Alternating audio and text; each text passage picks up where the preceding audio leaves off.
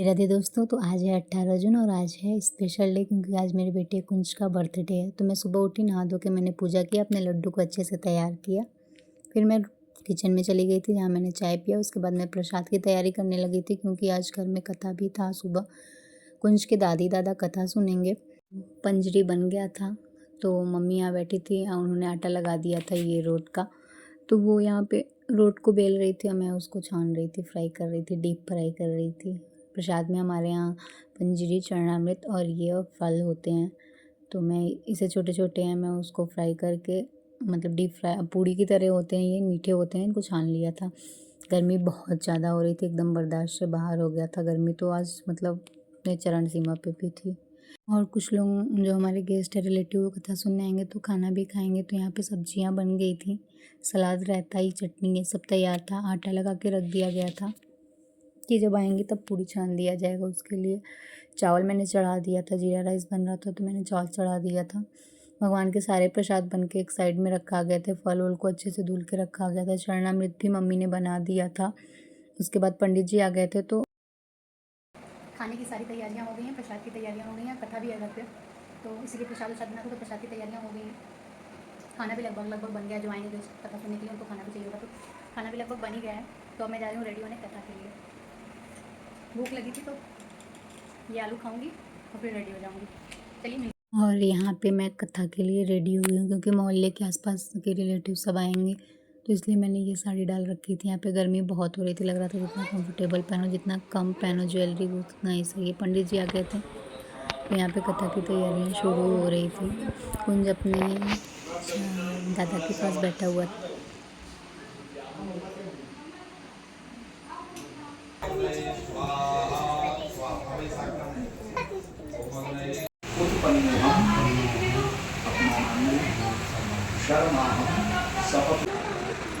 वो फल नहीं खाता, नहीं खाएगा।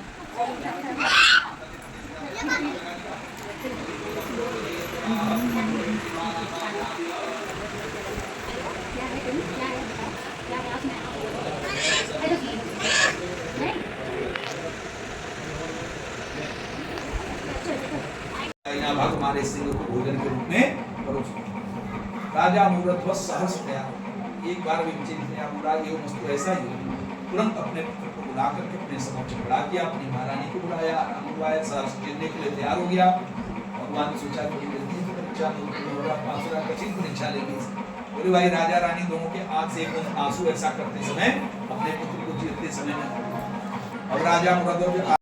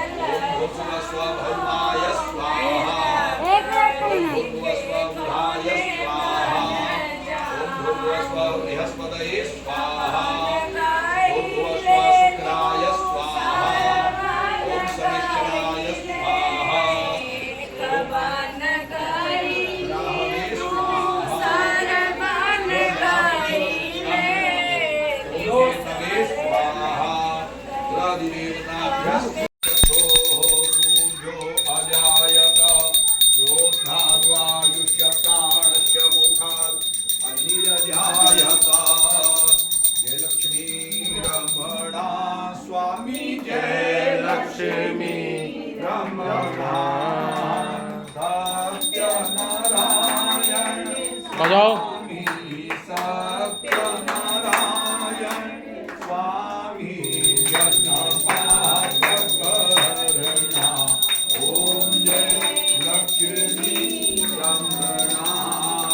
रतन जड़ित सिंह